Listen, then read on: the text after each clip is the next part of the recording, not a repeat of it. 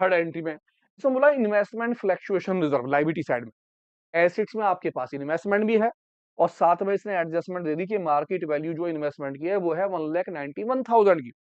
इस कंडीशन में आपके जितने भी इन्वेस्टमेंट होते हैं उनमें से मार्केट वैल्यू का जो पैसा कम हो रहा होता है, इस पैसे को आप आपके पास जितना भी इन्वेस्टमेंट फ्लक्चुएशन रिजर्व होता है उससे एडजस्ट करते हैं।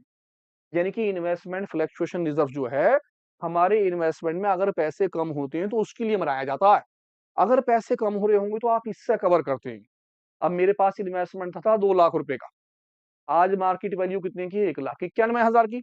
इसका मतलब कितने पैसे मेरे कम हो गए इन्वेस्टमेंट के?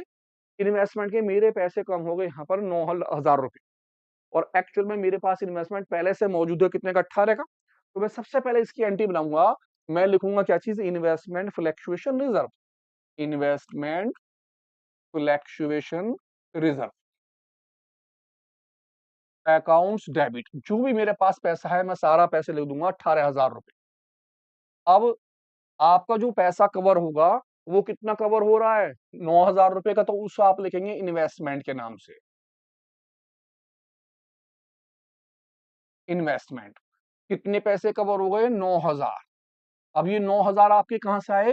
आपने 2 लाख रुपए में से माइनस कर लिए 1,91,000। ये पैसा हमने क्या करा? एडजस्ट करा।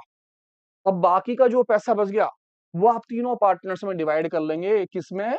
X capital, to Y capital और टू जेड कैपिटल, तीनों पार्टनर्स में बांट देंगे और नरेशन लिख देंगे been investment fluctuation reserve divide.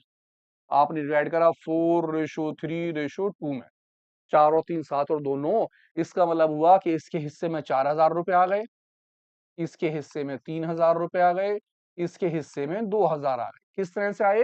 क्योंकि टोटल थे आपके पास 18,000 रुपए। आपने 9,000 रुपए इन्वेस्टमेंट के, ये वाला जो डिफरेंस आया माइनस कर लिया। अब आपके पास कितने रह गए? 9,000।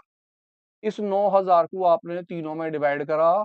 9,000 मल्टीप्लाई 4/9, 9,000 मल्टीप्लाई 3/9 और 9,000 मल्टीप्लाई 2/9। इस तरह से आपने डिवाइड करा।